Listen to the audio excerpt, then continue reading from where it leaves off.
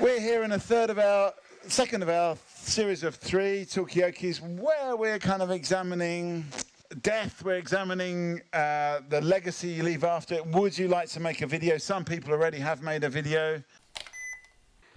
There's been times where I thought about death, right? And it kind of made me realise that, like, new things, like taking new values, like when you die, it's just you alone, and then it's just you left to finish that, and it's easier to stick to just the people that you know and trust. Sometimes when I'm left alone to my own thoughts, when like I'm not distracting myself with things, I just randomly think of scenarios where I just die. And last night I was just in my room, you know, and I was thinking, and I was like, what if an aeroplane just came and crashed into my room right now and I died? Yeah, that's how it went.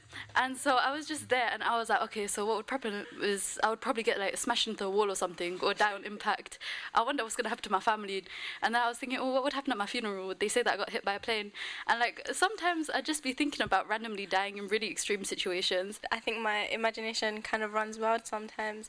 And personally, for me, I find death like something that I can't really fathom. I was deep in the fact that like some of my friends' mums, they've passed away like quite a young age, and I was just talking to my mom, and I was deep in the fact that like obviously one day my mom's gonna die, and like before, well, maybe before me, you don't know that, but just the fact that because I like my mom is like my best friend, like I tell her everything. Like I think a lot of kids, they can't tell their parents a lot of things, but I can kind of talk to her about anything, and she just doesn't judge. Like she'll just accept me for everything. So it's like she's like my sounding board. So that the fact that she's gonna die one day, it's just such a like incomprehensible thing to me. I usually just used to like think about how, you know, if I was to die, like I wouldn't really care much, you know. But then I started thinking about death more like seriously, because recently, like a few days ago, I found out that my nan has cancer. So, and I started thinking about it like seriously, and I was like, oh, you know what, this is actually quite upsetting. It's something that since from a young age, like I mean, I've experienced it in my family, friends. I've lost a lot of people, so it's always been a thought in the back of my head, like, what are they doing right now? Or, like, can they see me? Like, how is their world? Like, so I've had all these different type of thoughts, and I'm thinking like, what could happen to me one day? How am I gonna leave this world? What's gonna happen on the other side? So I've definitely been thinking about all these things. It's definitely like a big part of my life, and it affects how I go about my life as well. I definitely want to make sure I'm doing positive things, have a positive outcome. I feel like death itself is a very like shocking moment, and like the suddenness of it is like, it's a bit like jarring. Like for me, I don't really know how to handle it. So like when it happens, it's like a shock to me. My brain doesn't really comprehend it, and then I move on. I'm actually so curious. Has anyone in this room ever experienced death? Near death? It wasn't like a near-death experience. It was more like when I was younger, I had, you know, like low platelets in my blood. So basically my blood wouldn't clot. When I went to the hospital, they said that I think I was like 4 or 5.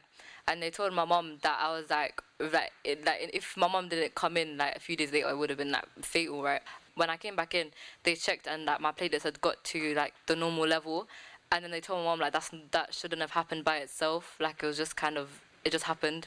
Yeah, this is kind of funny, but like about dreams and stuff, yeah. Like it felt like I was dying, because like basically it was like, you know, like that roller coaster feeling when you're like at the top and then it drops down. Yeah, so it was like I had that feeling like in my stomach, and then I wake up and then I wasn't on my bed anymore, I was on the floor. But it felt like I was falling for a long time. Yeah, and it looked like I was falling as well. Like there was like nothing under me, like, you know, in my dream, and then I woke up. That's what I actually find really interesting, because like almost like the mind is programmed to wake you up before you die. Like you don't actually really die in a dream, because perhaps it's because like the mind doesn't know what death is like, so it cannot really like interpret it. It's not always about like people leaving because like as a result of death.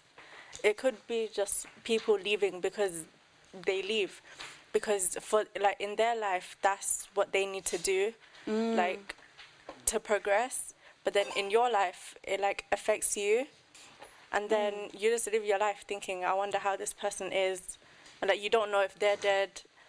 When people leave, and like mourning people who aren't actually dead is like such a real thing, because even if they're not dead, they're gone. So in a way it feels like they're dead for you, if that makes sense.